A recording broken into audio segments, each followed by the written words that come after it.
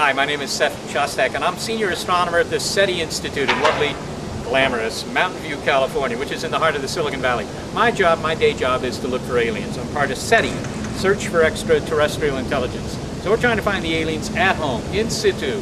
We're not planning to go there the way Yuri tried to do. We're not waiting for them to come here, although maybe some of you have assumed that they are here. In which case, please send me an email to that effect, because it would be job security for me to find that there are actually aliens, even if they're only here on Earth, abducting you for experiments your mom wouldn't approve of. Let me tell you about a time that I thought that maybe we had made contact, because the bottom line is I don't think we have, not yet.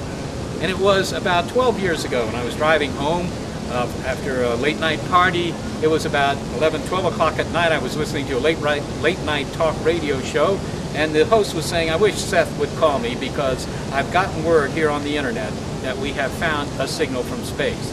The story was that an amateur astronomer that is, in the United Kingdom, in England somewhere, had used surreptitiously his company's backyard antenna pointed in the direction of the star EQ Pegasi and found a signal that looked like ET was on the air. This gentleman on the talk show wanted to talk to me about it.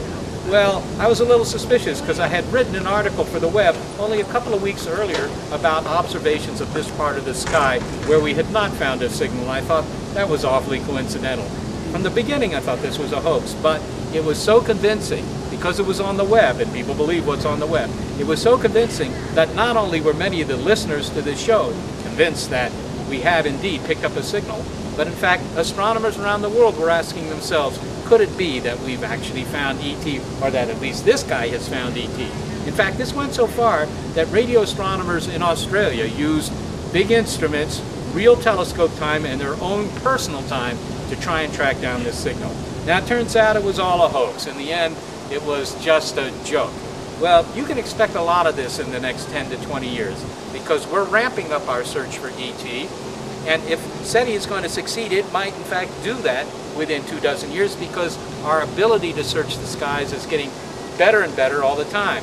But of course, when you find a signal, it's going to take a week to check it out, and all that time you can bet there are going to be plenty of stories that across your internet's browser that are going to suggest to you that we found ET and maybe somebody's covering up. We're not going to cover up, but if you find news that ET has been picked up on the airways, my first suggestion to you is be skeptical.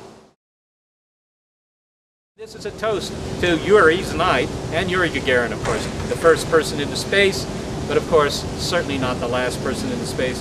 Here's hoping that you're going to get into space yourself, and who knows, maybe your children or your children's children will be the first to get to Mars. I can drink to that.